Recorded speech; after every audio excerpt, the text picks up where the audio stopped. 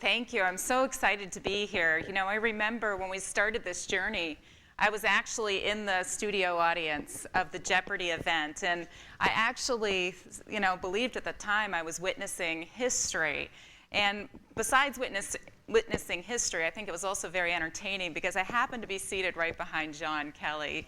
And it was fascinating. Whenever Watson got that daily double, there was a lot of excitement, right? But then when there was some question about a city that Watson didn't get right, there's sort of that agony of defeat, too. But the good news is Watson won. And it really started this journey.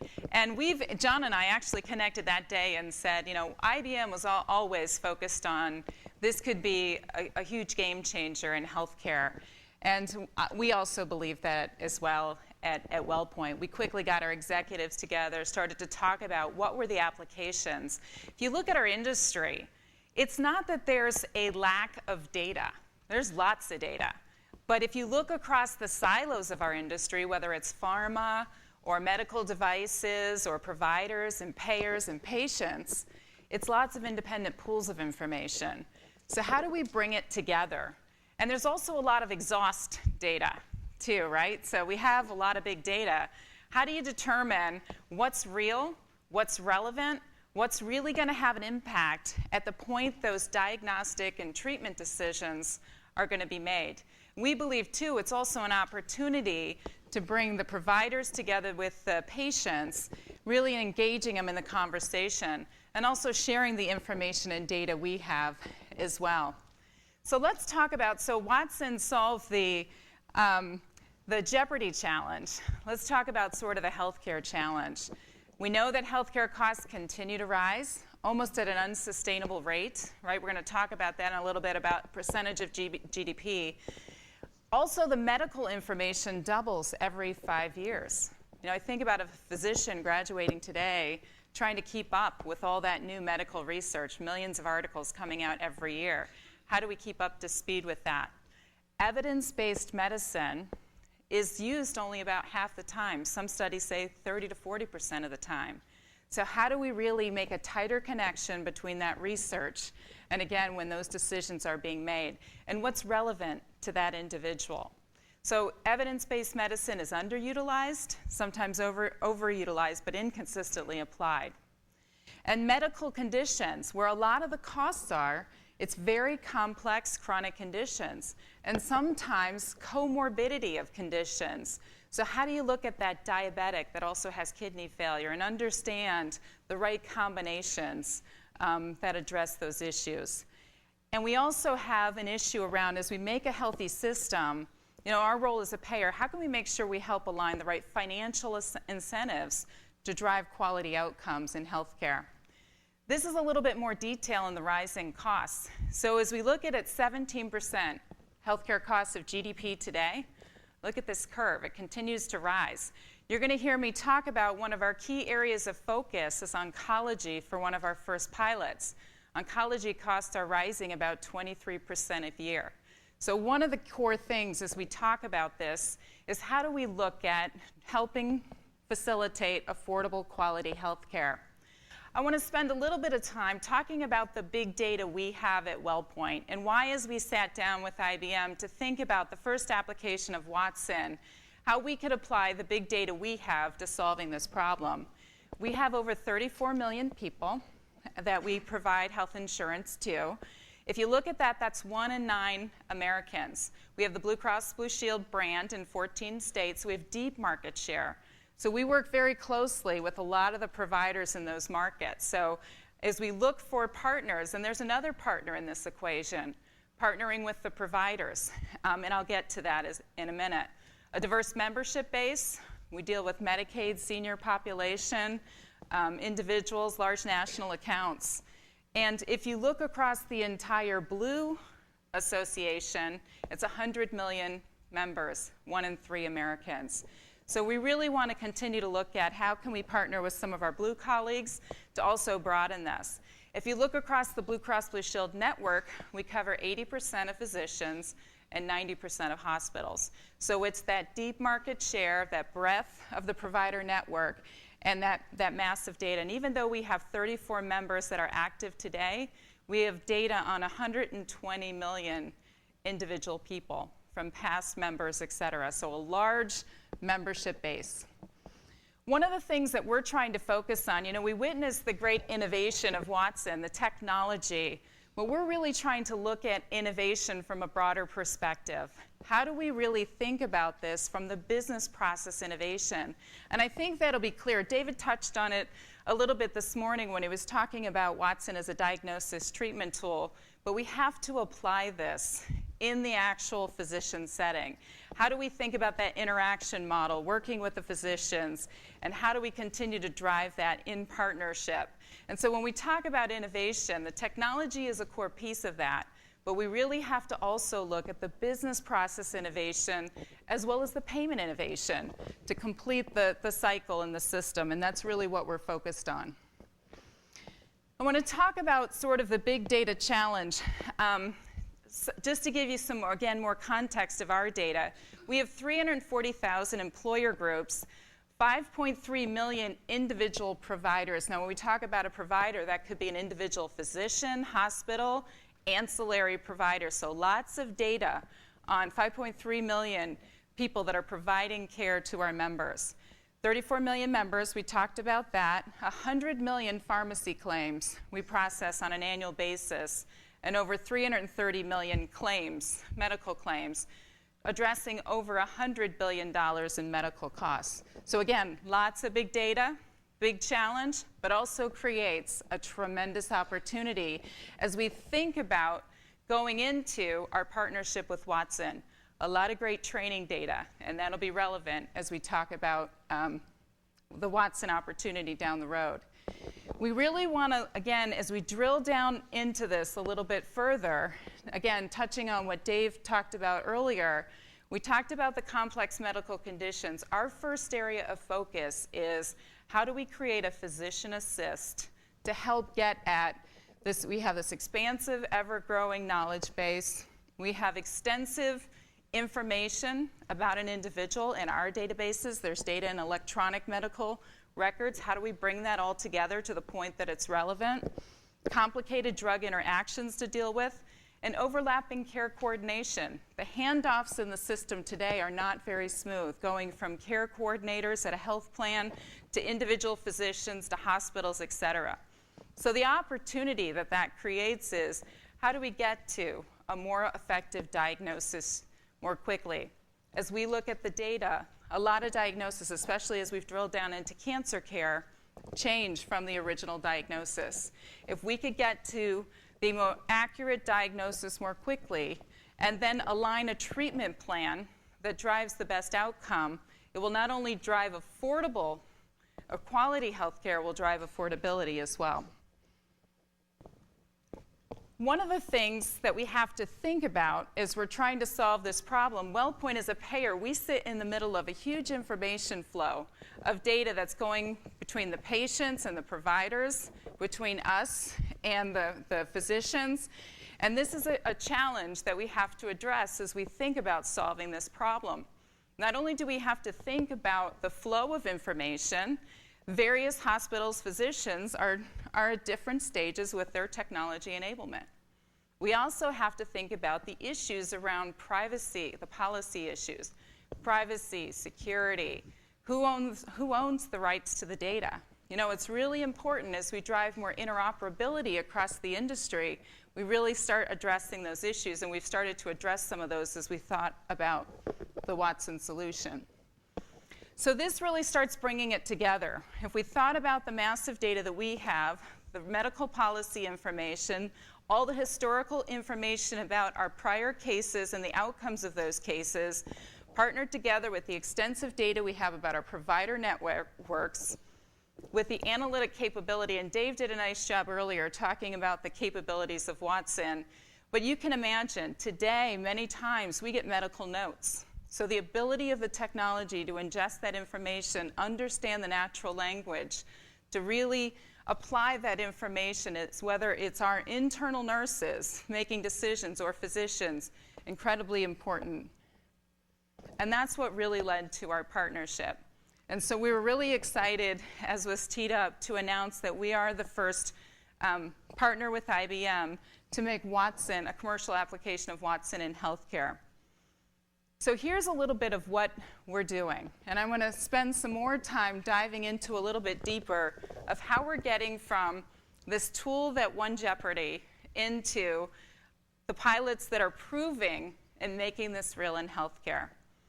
We're beginning with a utilization management assistant, because part of what happens today, if there's a big complex case, condition, say it's oncology, we will be working with the physicians and we will have nurses that review the information, make sure that the treatment protocols and the diagnosis follow medical evidence.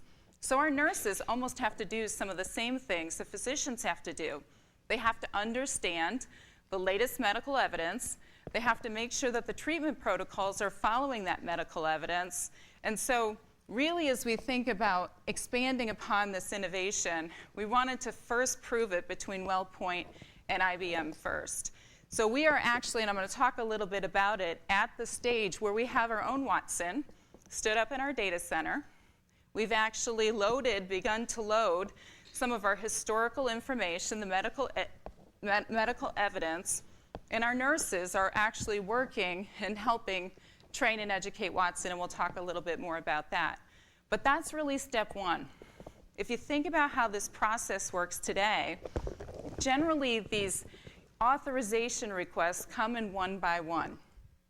And so if you think about the future of an assist, when the physician can look at, here's the right treatment plan to support the diagnosis, bundling those things together, really improving the time it takes for us to respond to these utilization requests, we believe we can significantly reduce.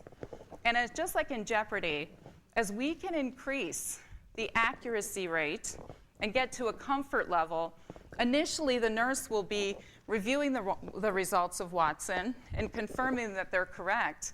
But the majority of the time on these authorization requests, they're approved. And so we want to get to a point that if the answer is yes, we can automate that in the process. And that'll tie into the second pilot as I talk about that. So how do we streamline? How do we make sure that the medical policy and evidence we're going against is the same as the physician, streamlining this authorization process? And as we've started to talk to some of the groups that we're working with, this is one of the other pieces around their administrative expense beyond having a real impact on the cost and quality of healthcare that they're really excited about. So that's really step one. We are on track to deliver this in production in the first quarter of this year.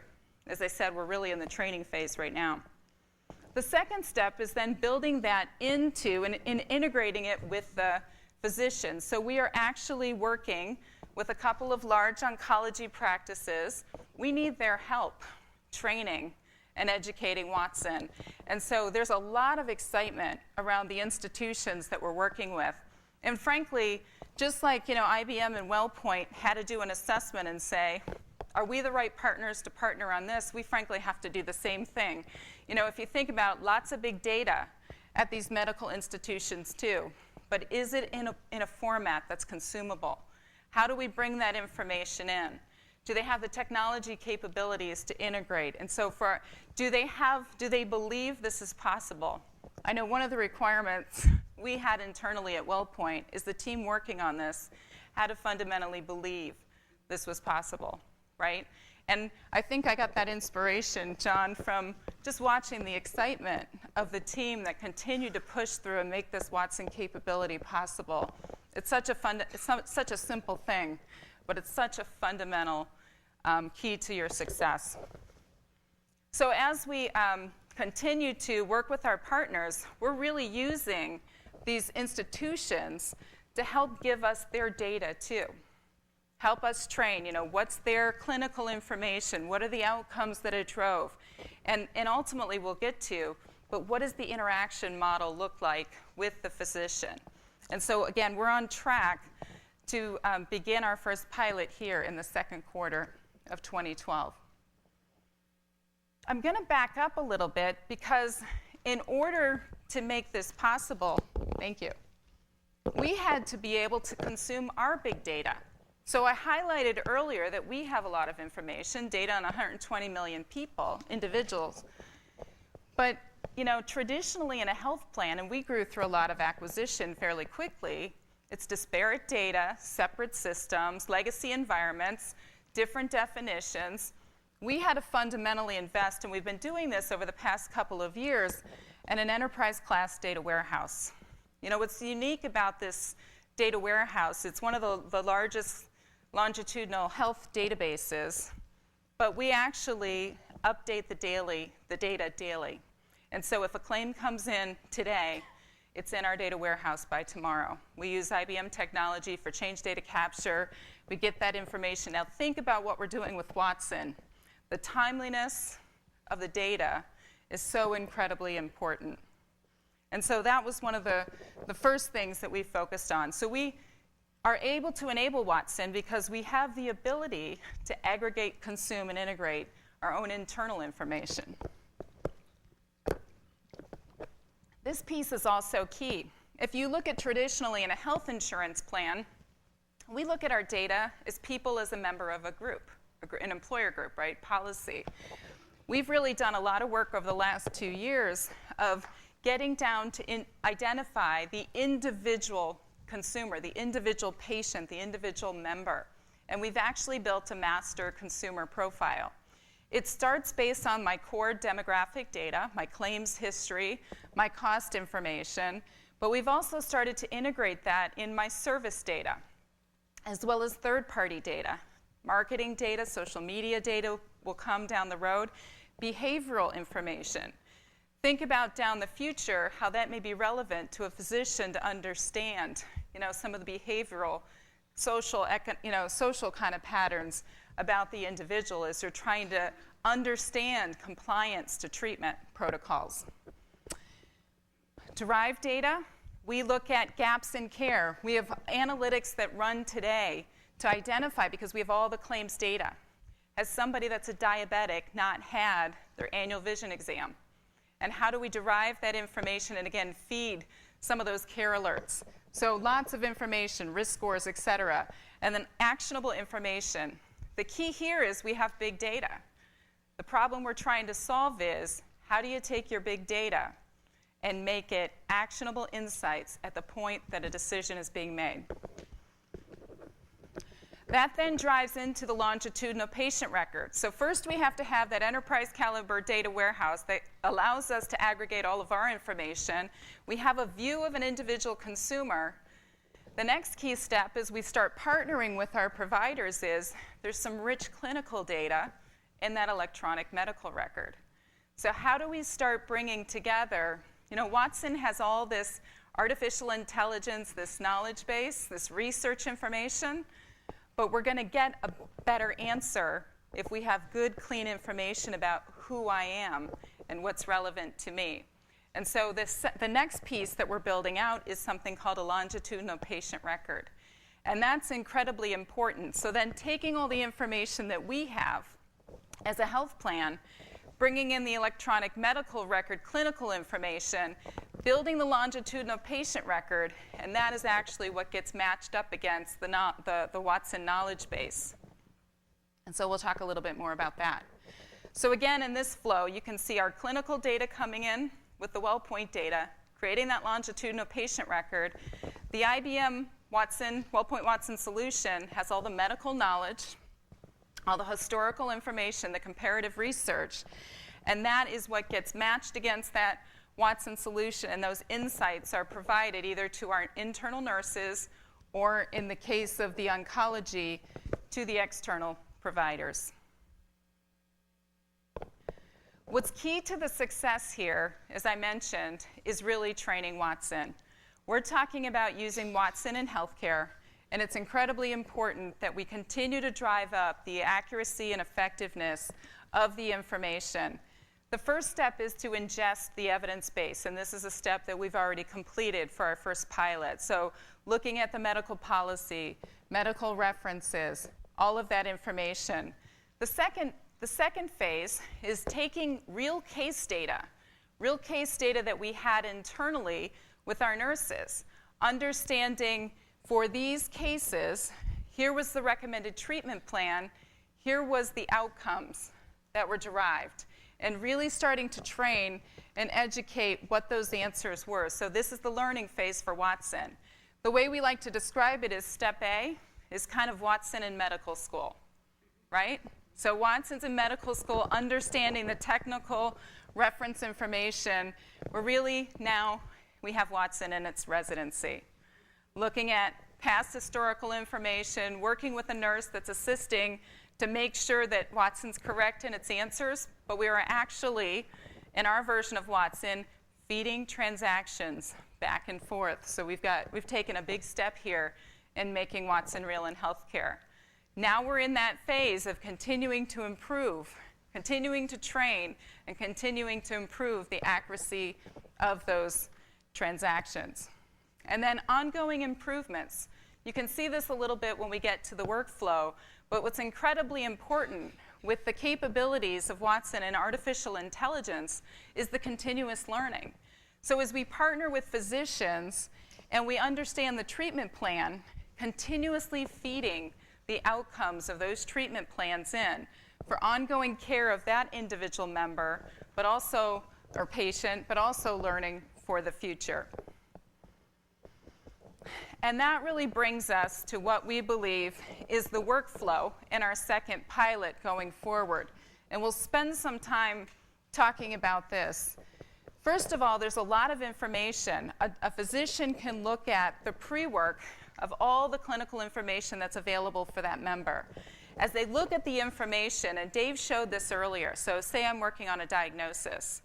Watson can come back and say, you know what, from a probability perspective, I don't yet have all the information I need. This is very different than what you saw on Jeopardy. So Watson comes back and says, well, if I had this test, I could bring, a higher predictability to the answer, to the diagnosis. So helping the physician understand, today traditionally, if we're not quite sure, we have a low probability. What happens? We order a bunch of tests to try to drill down into it. So again, Watson can even help define what are the types of tests and information we need to get a more higher probability on what the diagnosis is. Again, incredibly important, because 50% of the time in some forms of oncology, the diagnosis changes from the initial diagnosis to what the final diagnosis is. So it's incredibly important. The faster we can get to that correct diagnosis, the faster we can get to what's the appropriate treatment plan to treat that member and improve the quality of health care. The next phase is then that physician consult. So what we anticipate is if I'm in the office with my oncologist, because that's our first phase, not only again, and I know my diagnosis, so now I'm working on my treatment plan with the member. I've got all that medical evidence. Dave showed that slide. Not only does it support the probability of diagnosis, but all the medical evidence that supports that. I'm able to engage that patient or that member in a dialogue. The things that we've talked about in the future, again, if we can bring some of that behavioral data into the conversation, what are going to be, or if I'm a piano player, there may be chemotherapy treatments that don't cause some of the issues or side effects that some other chemotherapy treatments do. So how do we bring not only the cost and quality data to the table, but from a lifestyle perspective, what might engage me into a treatment plan that's better suited for my lifestyle? Lots of possibilities as we think about the future. This could be very iterative and continuing to work through that. Ultimately, as I mentioned earlier, this is also where the treatment plan. So what we did in use case 1, or pilot number 1, that authorization process, if you think about it now, the clinician is going against the same medical policy base, the same information that our internal clinical staff was going against. So we really believe we can accelerate that approval on that treatment plan, and again, looking at it as a comprehensive treatment plan versus how it happens today, one of those treatments at a time. So again, it really creates an effective system. And then ultimately, how do we align incentives? It's incredibly important. And so if we really drive better outcomes, how do we help align the right incentives around providing those outcomes? So again, I think this is really sort of the model. This is the initial view that we have working with some physicians and oncologists. What's going to really be important as we pick the right partners, facilities, physician partners going forward, is really partner with them to build this interaction model. If we really want this to stick, become a reality, we have to make sure that we get it integrated into the workflow. We're asking the right questions that, in this case, an oncologist would ask. It really ties into how they work. We're looking at opportunities. We talked about that earlier, about what's the way the physician's going to interact. Is it speech? Is it text? It'll be text in phase 1. We're also looking at how do you bring this back to a tablet device. So if I'm out in the field, the physician can maybe have a version of Watson with them. So lots of opportunities down the road, but this is sort of our initial thinking about how Watson can work in healthcare. There's a lot of heavy lifting, as you can imagine, that's going behind the scenes. One of the biggest challenges we have, as I mentioned, is there's a lot of data. But how do we really get that longitudinal patient record is so key. How do we really get what's really relevant? If you have somebody that's chronically ill, there's tons of claims data, lots of information. How do we really get that relevant information, something that's actionable, that can match up against that Watson solution, that physician-assisted solution, to really help drive the right diagnosis and treatment plan? So in summary, if you think about that, we talked about collaboration. There are many times today that physicians will get together and collaborate on a very complex case. If you think about Watson, now you can collaborate with the world's experts on oncology at your fingertips. And all of the complex conditions. My cancer patient also has some other chronic conditions. What's the outcome? Being able to sort through the medical research and what's really relevant, incredibly important. If we can move the needle on the amount of times that evidence-based medicine is truly used in diagnosis and treatment, I think we will have a significant impact ultimately on the quality and affordability of healthcare. How do we streamline the processes? We know we have to work with physicians, hospitals, across payers to streamline and automate our processes. It takes too long, it's too time-consuming, so we really believe that'll be a positive impact as well. And finally, as I mentioned earlier, if we don't truly integrate this into the physician workflow where it can truly have an impact and will truly get adopted, we want to make sure that this becomes a reality and truly can have a long-term impact on the cost and quality of healthcare. So with that, I think we'll open it up to questions. Yeah.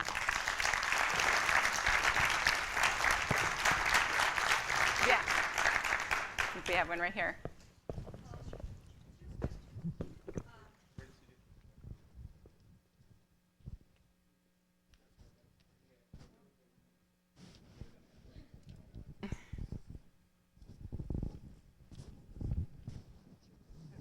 Fran Berman, Rensselaer.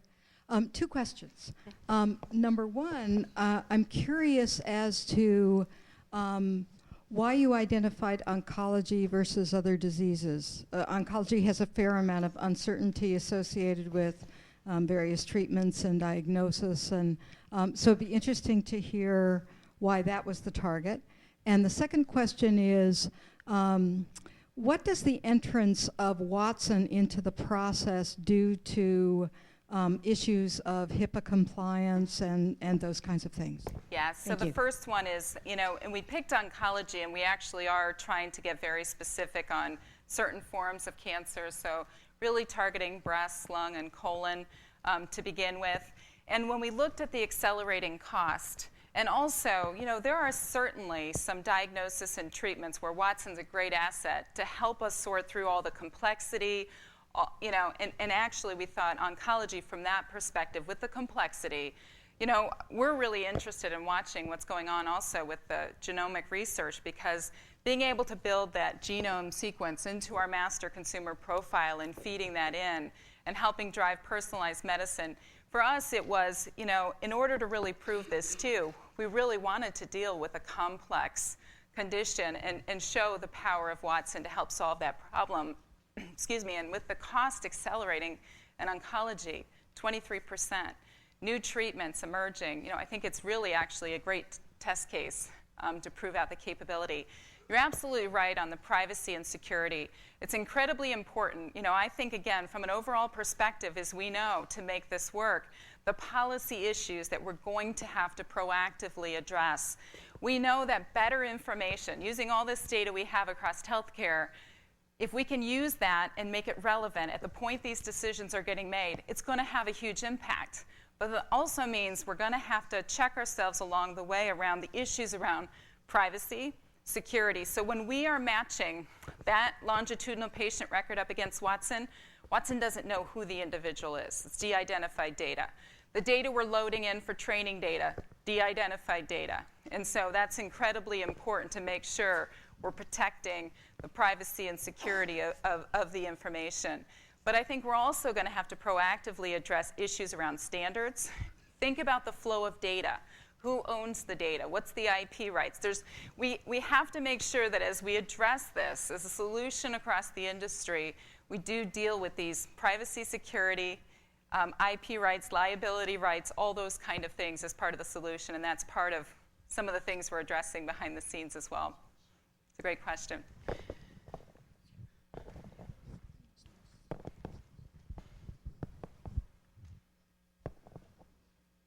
Terry Oliver. I'm with the Bonneville Power Administration. I'm working on a interoperability and maturity model for smart grid. And so when you said interoperability, that put on. The interesting thing that when we looked globally for maturity models that we could begin to crib from to deal with smart grid interoperability issues, we found an interoperability maturity model in Australia about healthcare.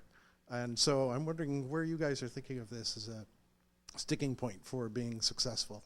Yeah, it's a incredibly important problem that we have to solve, because we've been trying to solve the interoperability challenge for some time, and it's not easy. And it was part of my discussion around we have to make sure we're picking the right partners. And part of that is, again, do we have the right partners that understand and can help establish the interoperability? Part of this, I think, it's going to have to be driven by the demand. If we can see the value of sharing information, creating the interoperability to do that, I think, again, that will create, I hope, the tipping point to get over that. You know, as we are seeing more and more hospitals and physicians adopt electronic medical records, it still doesn't solve the problem, I think, as we all know. Those still can be very electronically enabled, you know, files of that information, but we really have to get to the point. And we are actually partnering. We have some partnerships with Availity that we work with. You know, we're starting on those administrative transactions as we continue to do self-service. How do we build some of the revenue cycle management of the financial transactions between us and a provider on top of that? And ultimately, the hardest part, the most complex, is the exchange of clinical transactions.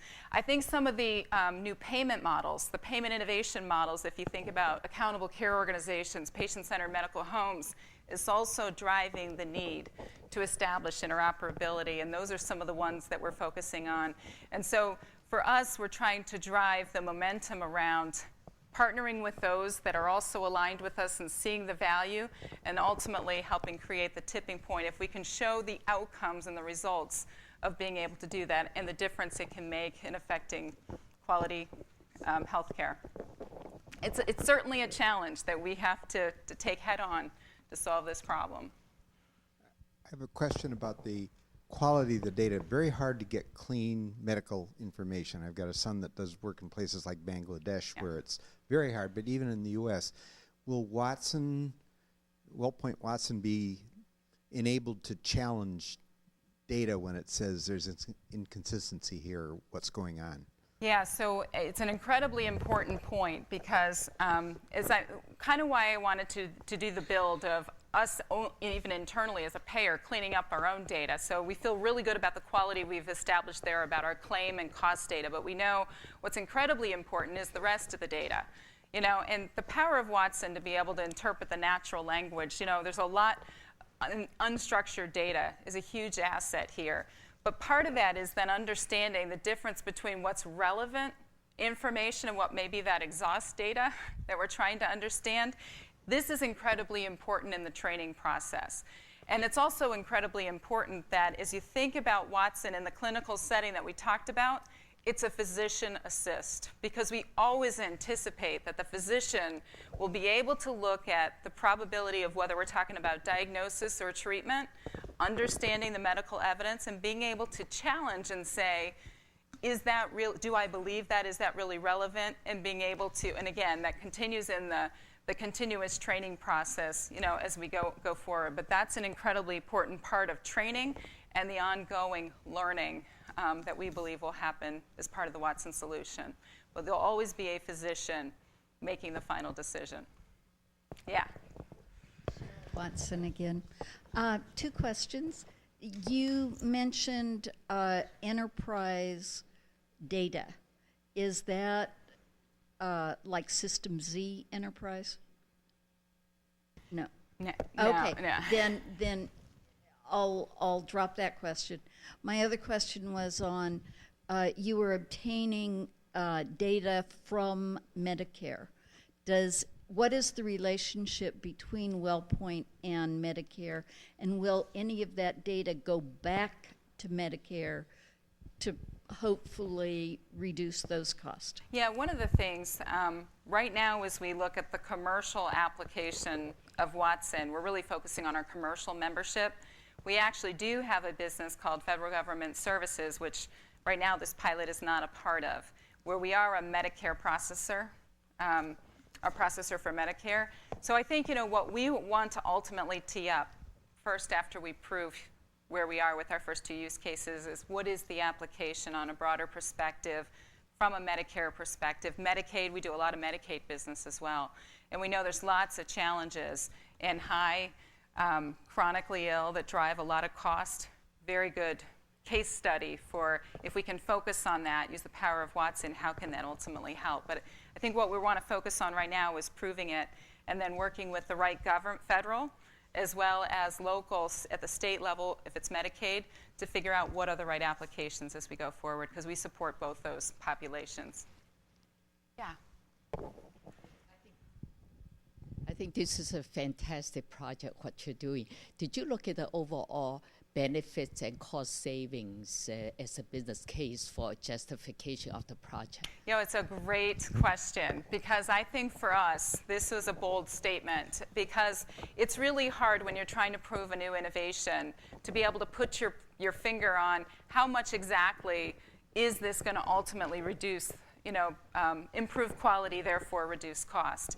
And so, we looked at, so for example, as we were looking at cancer, we looked at our total spend in that space. We looked at how could we move the needle a little bit, but did it on a broad basis. So this is really, I believe, a bold move on our part to say, we really believe that disruptive innovation is needed to solve this grand challenge in healthcare. And it was a bet with a partner like IBM, frankly, who has helped transform so many industries. We believed, we are taking some bets. We're testing and learning. We certainly have a business case down the road that's going to be coming, but we actually, this for us was a significant shift in how we thought about making a big investment on innovation than we have previously. Mm-hmm. Yep.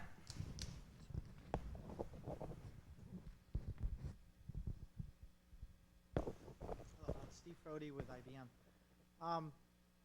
I was wondering, how do you look at fraud and abuse as a cost that Watson might be able to contain, as well as multiple medical tests as a defensive mechanism for malpractice? And those seem to be 2 major cost elements.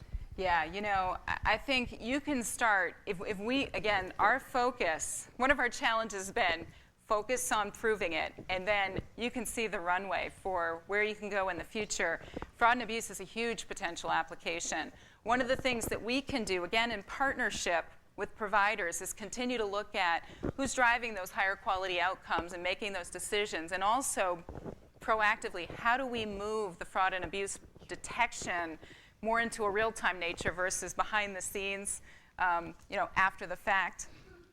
And so that's an incredibly important application down the road. Another one, medical malpractice. If you think about the physician that now can base their decision and show all the medical evidence that supports that, we really hope, and in some of our conversations I think they believe as well, it's a huge opportunity for them in the defense of medical malpractice suits as well. The other key piece is, how do we feed the front end of the value chain in healthcare? How can we drive new R&D? Where do we not have high probability in diagnosis and treatment that can then say, is there a pipeline for new drugs or things that need to be considered? And so how do we tie in ultimately with pharma and other pieces of the value chain? I think that's a down the road opportunity as well as we think about broadening this.